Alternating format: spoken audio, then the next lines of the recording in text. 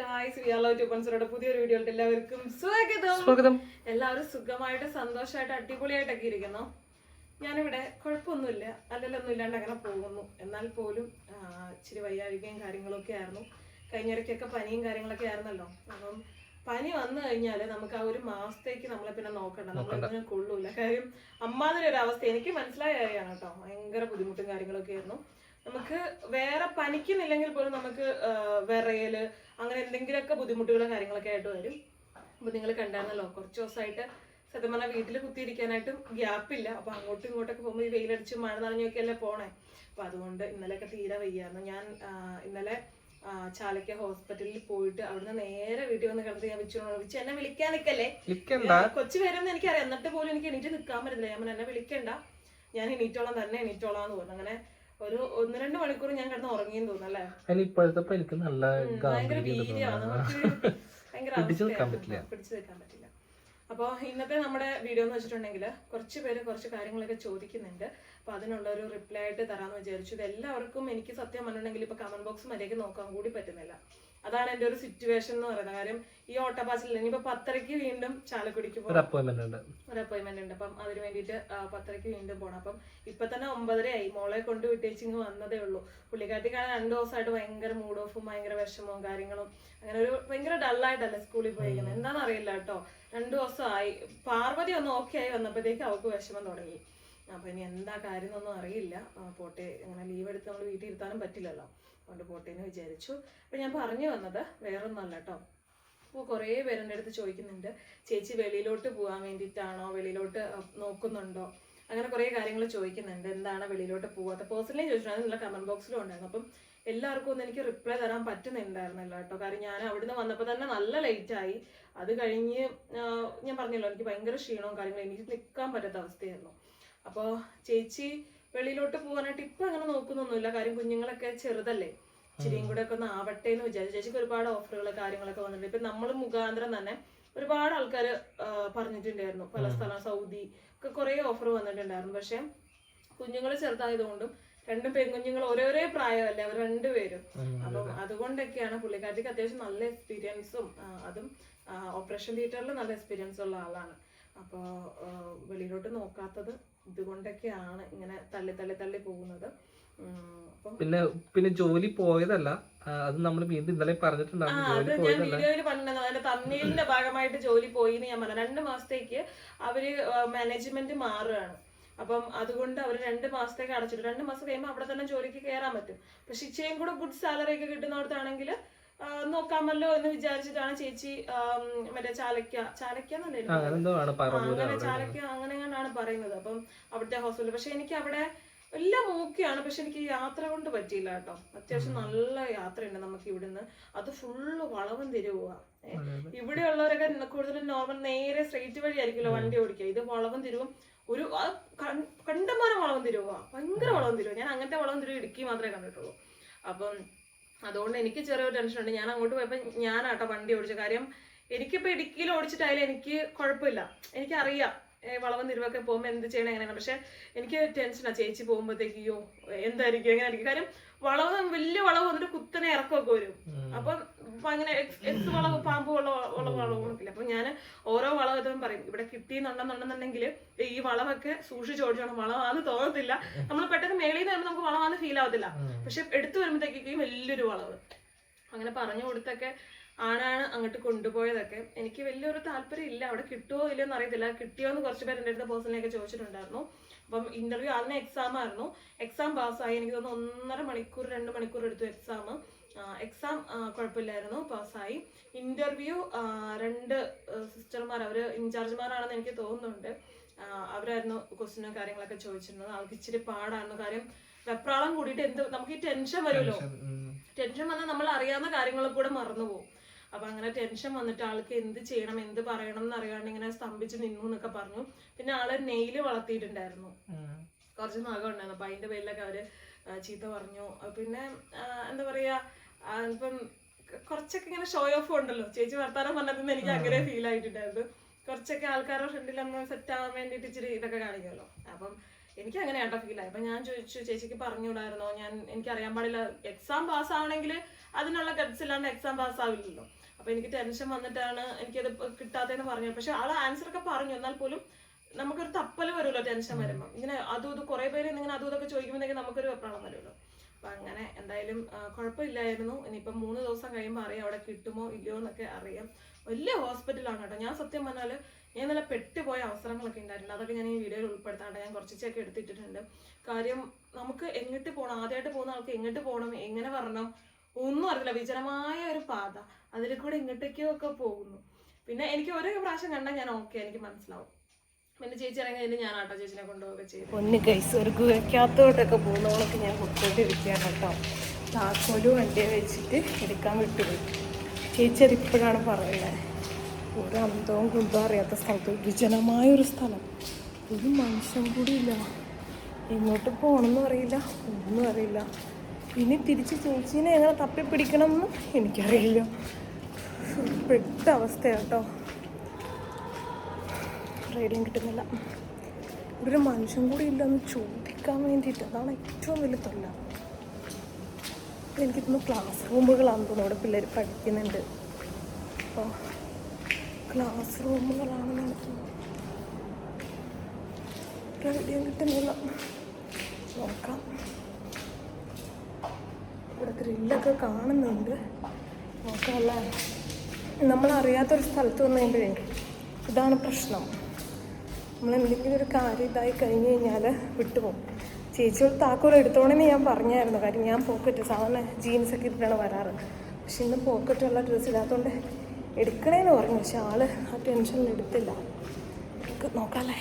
ഈ വഴി ഞാൻ കണ്ടുപിടിച്ചു ഗൈസ്. എൻ്റെ പൊന്നെ, പെട്ടെന്നാട്ടോ വിചാരിച്ചു. ഇനി ഇത് തിരിച്ച് ചേച്ചിയുടെ അടുത്ത് ചെല്ലണമെങ്കിൽ ഞാൻ എന്ത് ചെയ്യണം എന്ന് എനിക്കറിയില്ല. ഞാൻ വീഡിയോയിൽ കാണിച്ചിട്ടുള്ള ഗാർഡനില്ല, അത് ഇതാണ് കേട്ടോ. ഏറ്റവും മേളത്തെ നിലയിലാണ് നമ്മൾ നിന്നിരുന്നത്. ഇനി പുള്ളിക്കാരത്തിൻ്റെ അടുത്തോട്ട് എങ്ങനെ പോകണം എന്നുള്ളത് അറിയില്ല. വെളിയിൽ നല്ലൊരു വെയിലൊക്കെ വന്നേ. ഫ്ലൈറ്റുകൾ ഇങ്ങനെ ഇറങ്ങുകയും കയറുകയും ചെയ്യുന്നതുകൊണ്ട് ഭയങ്കര സൗണ്ടും കാര്യങ്ങളും. കുറേ ഫ്ലൈറ്റൊക്കെ കണ്ടു കേട്ടോ വന്നിട്ട്. താക്കോല് പോയി എടുത്തിട്ട് ഇനി തപ്പിപ്പിടിച്ച് പോകണം. ചേച്ചി എവിടെയാണെന്നുള്ളത് ഒരു ഐഡിയ ഇല്ല എനിക്ക്. നോക്കാം, കണ്ടുപിടിക്കാം. നാക്കല്ലേ, ചോദിച്ച് പോവാം. കേസ് താക്കോല് കിട്ടി. അവിടെ കുറേ ചേട്ടന്മാരൊക്കെ ഇരുന്ന് വർത്തമാനം പറയാനായിട്ടോ. ഞാൻ വീഡിയോ ഒന്നും എടുത്തില്ല. താക്കോല് വണ്ടിയിൽ തന്നെ ഉണ്ടായിരുന്നു. ഇനി നേരെ ചേച്ചീനെ കണ്ടുപിടിക്കാം. എന്താല്ലേ. ഇനി എനിക്ക് മൊത്തം ഊടുവഴിയാണ് കേസ്. നമുക്കൊന്നും മനസ്സിലാവില്ല, അതാണ് പ്രശ്നം. ഒറ്റ പ്രാവശ്യം വന്നാൽ നമുക്കൊന്നും മനസ്സിലാവില്ല. അപ്പം കുറേ പേര് ചോദിച്ച ഒരു കാര്യമാണ്, ചേച്ചിക്ക് വെളിയിലോട്ട് നോക്കിക്കൂടെ, ഇത്ര എക്സ്പീരിയൻസ് ഉണ്ട്, കാര്യങ്ങളുണ്ട്, എല്ലാം ഉണ്ടെന്നൊക്കെ ഉള്ളത്. പുള്ളിക്കാരത്തി പതുക്കെ ഗ്രാജുവലി നോക്കുമായിരിക്കും. കാര്യം ഗുഡ് സാലറിയാണ് വിദേശത്ത് നിന്ന് അല്ലേ, നല്ല സാലറിയാണ്. നമ്മൾ പണി എടുക്കുന്നുണ്ടെങ്കിൽ അതിനുള്ള വരുമാനം ഉണ്ടാവും. പക്ഷെ നമ്മുടെ നാട്ടില് നഴ്സുമാര് പണി എടുക്കുന്നുണ്ടെന്നുണ്ടെങ്കിൽ അതിനുള്ള വരുമാനം ഇല്ല. ഇപ്പം തൃശ്ശൂരിലൊക്കെ ആണെങ്കിലും ഒരുപാട് ഇതൊക്കെ നഴ്സുമാരുടെ കുറെ സമരവും കാര്യങ്ങളൊക്കെ നടന്നുകൊണ്ടിരിക്കും. കാര്യം അവർക്ക് നല്ല വർക്ക് ഉണ്ട്, പക്ഷെ അവർക്ക് അതിനുള്ള. ഇപ്പൊ ചേച്ചിന്നൊക്കെ വെച്ച് നോക്കുകയാണെങ്കിൽ ചേച്ചിനെ ഇപ്പൊ വിളിച്ചിട്ട് പെട്ടെന്ന് ഹോസ്പിറ്റലിലോട്ട്, ആളുടെ ഡ്യൂട്ടി കഴിഞ്ഞ് ആള് വീട്ടിലോട്ട് വന്നിട്ടേ ഉണ്ടാവുള്ളൂ. വിളിച്ചിട്ട് പറയണ അതിപ്പോ ഒരു ഓപ്പറേഷൻ വന്നിട്ടുണ്ട് വരാൻ, അപ്പൊ തന്നെ ചേച്ചി പോകും. അതിനവർക്കൊന്ന് ടൈമിംഗ് ഒക്കെ നീക്കി കിട്ടും, അങ്ങനെ എന്നൊക്കെ തോന്നുന്നു. അതിന് സാലറി ഒന്നും ഇല്ലാന്ന് തോന്നുന്നുണ്ട്. ടൈമിംഗ് ഒക്കെ നീക്കി കിട്ടും, അങ്ങനെ സെറ്റപ്പ് ഒക്കെയാണ്. പക്ഷെ ശരിക്കും കഷ്ടപ്പാടുണ്ട് ഇവരുടെ ജോലിക്ക്. എന്നാൽ അതിനുള്ളൊരു സാലറി ഇല്ല. അപ്പൊ അതുകൊണ്ട് ഞാൻ പറയും കേട്ടോ, വല്ല വിദേശത്തോട്ടൊക്കെ കയറിപ്പോയി ലൈഫൊക്കെ ഒന്ന് സെറ്റ് ആവട്ടെ. പിള്ളേർക്കായാലും നല്ല എഡ്യൂക്കേഷൻ കൊടുക്കാൻ പറ്റും. അവരെ കൊണ്ടുപോയി കഴിഞ്ഞാൽ അളിയൻ എത്രയോ വർഷം അളിയൻ അബുദാബിയിൽ അവിടുത്തെ ഗവൺമെന്റിന്റെ കീഴിൽ നെറ്റ്വർക്കിൽ ജോലി ചെയ്ത ആളാണ്. അപ്പൊ പുള്ളി വലിയൊരു സാലറി എല്ലാം കളഞ്ഞിട്ടാണ് ഫാമിലി എന്ന് പറഞ്ഞ് ഇങ്ങോട്ടേക്ക് വന്ന് ഇവിടെ നിൽക്കുന്നത്. ആൾക്ക് നാട്, വീട്, കുടുംബം, കുഞ്ഞുങ്ങള്, ചേച്ചി, നമ്മളൊക്കെയാണ് ആളുടെ വലിയൊരു ഇത്. അപ്പൊ ആൾ അതുകൊണ്ടാണ് ഇങ്ങോട്ടേക്ക് വന്നത്. പക്ഷെ ഞാൻ എപ്പോഴും പറയും, നിങ്ങൾക്ക് ഇപ്പൊ അളിയനായാലും റിപ്പീറ്റ് പോയാൽ കിട്ടാൻ വലിയ പാടൊന്നും ഉണ്ടാകത്തില്ല. അളിയൻ ഇവിടെ ആ നെറ്റ്വർക്കിന് തന്നെ ഇവിടെ എക്സ്പീരിയൻസ് ഉണ്ട്, അവിടുത്തെ എക്സ്പീരിയൻസ് വേറെ ഉണ്ട്. അപ്പം കിട്ടാൻ വലിയ പാടൊന്നും ഉണ്ടാകത്തില്ല. നിങ്ങൾ കയറിപ്പോയി രക്ഷപ്പെട് എന്നൊക്കെ ഞാനിങ്ങനെ പറയാറുണ്ട് കേട്ടോ. അപ്പൊ എനിക്കിഷ്ടമാണ്. ഞാൻ ഇഷ്ടംപോലെ ഓഫറുകൾ ഇങ്ങനെ വരുമ്പോ എന്നോട് ഇങ്ങനെ ചേച്ചിമാരൊക്കെ പറയും, സൗദിയിലായാലും കാര്യങ്ങളൊക്കെ വേണമല്ലോ. അപ്പം ഓരോരോ കാര്യങ്ങൾ വരുമ്പോഴും ഞാൻ പറയാറുണ്ട്, നമുക്ക് നോക്കാം എന്ന് പറഞ്ഞിങ്ങനെ തള്ളി ഇങ്ങനെ പൊയ്ക്കൊണ്ടിരിക്കുന്നു.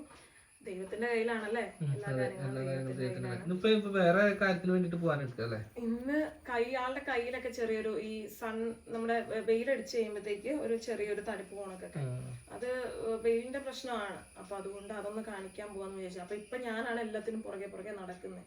ഞാനുണ്ടെന്നുണ്ടെങ്കിൽ അത് ആൾക്കും ഒരു ധൈര്യമാണ്. അപ്പൊ അതുകൊണ്ട് 10:30 ആകുമ്പോൾ നമുക്ക് പോവാന്ന് പറഞ്ഞു. പിന്നെ നാളെ നമ്മുടെ പാർവതിയുടെ ബർത്ത്ഡേ ആണ്. അപ്പോൾ നാളെ ബർത്ത്ഡേ ആഘോഷമൊക്കെ ഉണ്ടെന്ന് തോന്നുന്നുണ്ട്. അപ്പോൾ അവർക്ക് എന്തെങ്കിലും കുഞ്ഞ് ഗിഫ്റ്റൊക്കെ മേടിക്കണം. അപ്പം എന്തായാലും ചാലക്കുടിക്ക് അതിന് വേണ്ടിയിട്ട് പോകാൻ വേണ്ടിയിട്ട്. പിന്നെ നമ്മുടെ ജാനിക്കുട്ടിയുടെ കയ്യിൽ ചെറിയ ഇവിടെയായിട്ട് ചെറിയ 2-3 ഈ വിച്ചുവിൻ്റെ കയ്യിൽ വന്ന് നിങ്ങൾ കണ്ടിട്ടുണ്ടായിരുന്നു. ഉള്ളിൽ ഇങ്ങനെ അരിമ്പാറ ഉണക്ക് ആ സെയിം സാധനം തന്നെ കൈവിരലിന്റെ 2 കയ്യിലും ഓരോ വിരലിന്റെ ഒരു കയ്യിൽ 2 വിരല്, ഒരു കയ്യിൽ 1 വിരൽ അങ്ങനെ വന്നേക്കുന്നു. അപ്പം അത് കുഞ്ഞല്ലേ കയ്യോടെ കാണിച്ചേക്കും. നമ്മളെ സ്കൂളിൽ വിടേണ്ട, അത് കൊണ്ടുപോകാന്ന് വിചാരിച്ചു. പിന്നെ ഞാൻ വിചാരിച്ചു വെറുതെ ഒരു ദിവസം കട്ട് ചെയ്യണ്ട, നമുക്കത് ഫോട്ടോ എടുത്തിട്ടുണ്ട്, അതുകൊണ്ട് കാണിച്ച പുള്ളിക്ക് അത് മനസ്സിലാവുമല്ലോ. നല്ല ഡോക്ടറാണ്, വിച്ചുവിന്റെ കൈ കംപ്ലീറ്റ് മാറ്റി തന്ന അദ്ദേഹമാണ്. അപ്പൊ അതുകൊണ്ട് അത് കാണിക്കാന്ന് വിചാരിച്ചു. ഇന്നിനിപ്പോൾ അതിന്റെ പരിപാടികളും കാര്യങ്ങളും ഒക്കെയാണ്. എപ്പോൾ തിരിച്ച് വീട്ടിൽ വരുമ്പോൾ ഏതവസ്ഥ വരും എന്നൊന്നും അറിയത്തില്ല. എനിക്കിപ്പോൾ യാത്ര ചെയ്യുന്നതൊക്കെ ഇഷ്ടം, പക്ഷെ ഈ പനി വന്നതുകൊണ്ട് തന്നെ അങ്ങ് വല്ലാത്തൊരു അവസ്ഥ, ഒരു സുഖകരമായിട്ടുള്ള അവസ്ഥയല്ല. വീഡിയോ എടുക്കാനായിട്ടായാലും എന്ത് കാര്യത്തിനായാലും ഒരു ഭയങ്കര ശോകം. ഒന്ന് നമുക്കൊന്ന് ആക്റ്റീവായിട്ട് നിൽക്കാനോ ഒന്ന് ചെയ്യാനോ അപ്പം അങ്ങനെ ഒന്നും പറ്റുന്നില്ല. അപ്പൊ പനിയൊക്കെ വരാറുണ്ട്, മാക്സിമം നോക്കുക. അമ്മ പറയുന്നുണ്ടായിരുന്നു ഇവിടെ അയൽവക്കത്തുള്ള എല്ലാ കുഞ്ഞു പിള്ളേരും സ്കൂളിൽ പോയിട്ട് കുറെ നാളായിന്ന്. ജാനിയൊക്കെ ഇങ്ങനെ കണ്ടിന്യൂസ് ആയിട്ട് പോണത്. കാരണം നമ്മള് ജാനിനെയൊക്കെ അത്രയും കെയർ ചെയ്ത് നോക്കിയിട്ടാ. ഞാനെന്നൊക്കെ വെച്ചാൽ അത്രയും കെയർ ചെയ്ത് ഞാൻ അങ്ങനെ നോക്കും. കാര്യം പനി വന്നു കഴിഞ്ഞപ്പോൾ ഞാൻ അനുഭവിച്ച് എനിക്ക് മനസ്സിലായി എത്രമാത്രം കാഠിന്യമാണെന്നുള്ള കാര്യം. അപ്പൊ അങ്ങനെ പിന്നെ എന്തിട്ടാ ഞാൻ ചേച്ചിയുടെ കാര്യമാണ് മെയിനായിട്ട് പറയണമെന്ന് ചോദിച്ചാൽ. കാരണം കുറേ പേര് എൻ്റെ അടുത്ത് റിപ്പീറ്റ് ചെയ്ത് തന്നെ ചോദിക്കുന്നു കേട്ടോ, ചേച്ചിക്ക് വെളിയിൽ പൊയ്ക്കൂടെ അങ്ങനെയുള്ള കാര്യം. പിന്നെ ഓരോരോ കാര്യങ്ങൾ ഇങ്ങനെ ചോദിക്കുന്നു. നമ്മളിപ്പോൾ കുറേ ഹോസ്പിറ്റൽ, ഒരു 5-6 ഹോസ്പിറ്റൽ ഒറ്റ ദിവസം. നേരെ ആദ്യമേ ഞങ്ങള് എവിടെയാ പോയത്, മറ്റേ അപ്പോളോ എവിടെ ഇരിക്കുന്നത്, അങ്കമാലിന്ന് നേരെ ഞങ്ങള് നമ്മുടെ ടോവിനോടെ നാടായ ഇരിഞ്ഞാലക്കുടയിൽ പോയി.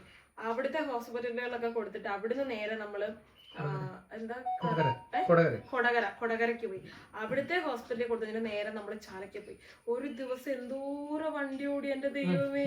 എനിക്ക് അറിയത്തില്ല കേട്ടോ എങ്ങനെ അത് ഓടിച്ച് തീർത്തു എന്ന് കൂടി എനിക്കറിയത്തില്ല. ഞാനും ചേച്ചിയും കൂടെ മാറി മാറി ഓടിക്കും, ഒരാൾക്ക് മടുക്കുമ്പോൾ അടുത്തുള്ള ഓടിക്കും. പക്ഷെ എന്നാൽ പോലും എന്തോരം ദൂരം അല്ലേ, ഒരു പെരുത്ത ദൂരം ഒറ്റ ദിവസം ഞങ്ങൾ വണ്ടി ഓടിച്ച് എല്ലാ ഹോസ്പിറ്റലിലൂടെ കൊടുത്തിട്ടുണ്ട്. അപ്പം ഏതെങ്കിലും ഒരു ഹോസ്പിറ്റലിൽ കിട്ടിയാൽ ഈ 2 മാസം വെറുതെ വീട്ടിൽ ഇരിക്കണ്ടല്ലോ എന്നൊക്കെ വിചാരിച്ചിട്ടാണ് ആൾക്കൊന്നാണ്ട് വീട്ടിൽ ഇരിക്കാൻ വലിയ താല്പര്യമൊന്നുമില്ല. ജോലിക്ക് പോകണം, കാര്യം ഗ്യാപ്പും വരാൻ പറ്റത്തില്ല. ജോലിക്ക് പോകുന്നതാണ് ആൾക്ക് ഇഷ്ടം. വീട്ടിൽ വെറുതെ കുത്തിപ്പിടിച്ചത് നമ്മൾ മുഷിയത്തേ ഉള്ളൂ, ഒന്നും കൂടെ മുഷിയത്തേ ഉള്ളൂ. പിന്നെ കുറെ പേര് ചോദിക്കുന്ന ഒരു കമന്റ് ആണ്, ചേച്ചി എങ്ങനെ ഇത്ര മെലിഞ്ഞ്, ചേച്ചി എന്തെങ്കിലും മെഡിസിൻ എടുത്തിട്ടുണ്ടോ, അല്ലെങ്കിൽ ഇപ്പൊ പുതിയ ഇഞ്ചക്ഷനോ കാര്യങ്ങളൊക്കെ വന്നിട്ടില്ലേ. എന്താ തത്തം ചേച്ചിനെ ഏത് വീഡിയോയിൽ കാണിച്ചാലും അതിനകത്ത് ഒരു കമന്റെങ്കിലും ഉണ്ടാവും, ചേച്ചി എങ്ങനെ ഇത്ര മെലിഞ്ഞെന്ന്. ചേച്ചി എങ്ങനെ ഇത്ര മെലിഞ്ഞെന്ന് ഞങ്ങൾക്ക് സത്യം പറഞ്ഞാൽ അറിയില്ല. സത്യം ആൾക്കും അറിയില്ല ഇത് എന്താ ഇങ്ങനെ മെലിഞ്ഞു പോയത്. പക്ഷെ കുറെ പേര് ചോദിക്കുന്നുണ്ട് എന്തെങ്കിലും അസുഖപരമായിട്ടാണോ. ഒരു അസുഖമില്ല ആൾക്ക്. ആള് എല്ലാ വർഷത്തിലും ഫുൾ ബോഡി ചെക്കപ്പ് ചെയ്തതാണ്, പക്ഷെ ഒരു കുഴപ്പമില്ല. എനിക്ക് തോന്നുന്നു ഈ ഓപ്പറേഷൻ തിയേറ്ററിലൊക്കെ നിൽക്കുമ്പോൾ നമുക്ക് ഓവർ ടെൻഷൻ ആണല്ലോ, ടെൻഷൻ ഉണ്ടാവുമായിരിക്കും ചിലപ്പോൾ. ജോലി സംബന്ധമായിട്ട് നല്ല ടെൻഷൻ ഉണ്ടാവും. പിന്നെ ജോലി സംബന്ധമായിട്ട് ഇപ്പം ഓപ്പറേഷൻ തിയേറ്ററിലൊക്കെ ഒരു സമയത്ത് കയറിയ ഒരു സമയത്താണ് റിട്ടേൺ ഇറങ്ങുക. അപ്പോഴേ നമുക്ക് ഫുഡ് എന്ന് പറയുന്ന സംഭവം കഴിക്കാൻ പറ്റുള്ളൂ. അപ്പൊ അങ്ങനെ കുറച്ച് ടൈമിംഗ് ഒക്കെ വ്യത്യാസമൊക്കെ വരുന്നതുകൊണ്ട്, ഫുഡ് വ്യത്യാസം വരുന്നതുകൊണ്ട്, പിന്നെ ഒരു കുടുംബത്തെ ഫുള്ള് കാര്യങ്ങളും ചെയ്യണ്ടേ. നമുക്കെല്ലാം ടെൻഷൻ, വർക്ക് പരമായിട്ട് ടെൻഷൻ, പിള്ളേരുടെ കാര്യത്തിലെ ടെൻഷൻ, വീട്ടിലെ കാര്യത്തിലെ ടെൻഷൻ. അപ്പം അതുകൊണ്ടൊക്കെ ആയിരിക്കും കേട്ടോ. അതല്ലാണ്ട് ആള് ഒന്നും ചെയ്യുന്നില്ല. ആളിപ്പോ എന്നോട് ചോദിക്കുന്നുണ്ടായിരുന്നു ജിമ്മിൽ വരട്ടെ. ഞാൻ ചോദിച്ചു എന്തിനാ ഈ അസ്ഥി കൂടെ വെച്ച് ജിമ്മില് വരുന്നത്. പക്ഷെ ജിമ്മിൽ വന്ന് വർക്കൗട്ട് ചെയ്യുന്നുള്ളതാണ് കാര്യം.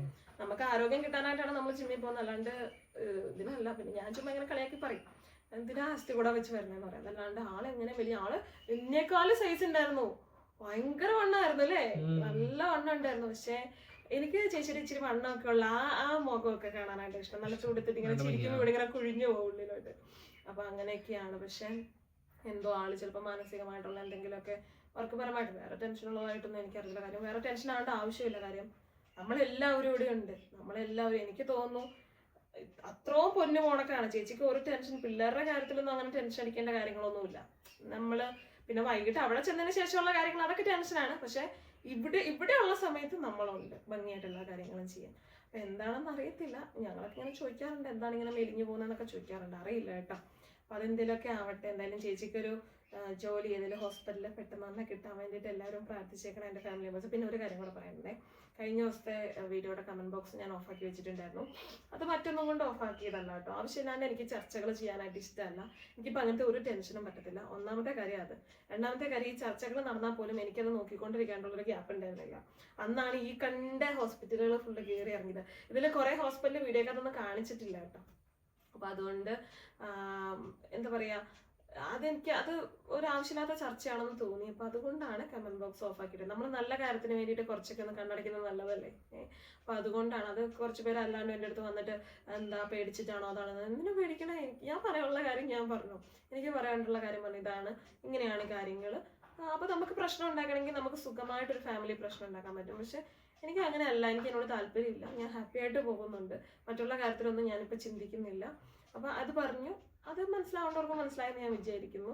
അപ്പോൾ ഗായ്സ് എന്തായാലും അതിനും ഒരു ഇതായില്ലോ. ഇനിയിപ്പോൾ ഞാൻ പേടിച്ചിട്ട് കമന്റ് ബോക്സ് ഓഫ് ആക്കിയിട്ട് നോക്കുക, കുറച്ച് പേര് പറയുന്നേട്ടു പേടിച്ചിട്ടൊന്നും അല്ല കേട്ടോ. പേടിച്ചിട്ട് എന്തിനാ പേടിക്കണ്ടേ, ആരെയും പേടിക്കണ്ടേ, അങ്ങനെയല്ല. ആവശ്യമില്ലാത്ത ചർച്ചകൾ നമ്മൾ എവിടെ നിന്നായാലും ഒഴിവാക്കുന്നതാണ് അത് നല്ലത്. പല പ്രശ്നങ്ങളും അതുകൊണ്ട് ഇല്ലാണ്ടാവും. അപ്പം അതുകൊണ്ടാണ് കേട്ടോ. അപ്പോൾ എല്ലാവർക്കും എല്ലാ കാര്യങ്ങളും മനസ്സിലായി എന്ന് വിചാരിക്കുന്നു. ഇന്നിപ്പോൾ എനിക്ക് വേറെ ഒന്നും വീഡിയോസൊന്നും എടുക്കാനായിട്ടൊന്നും പറ്റത്തില്ല.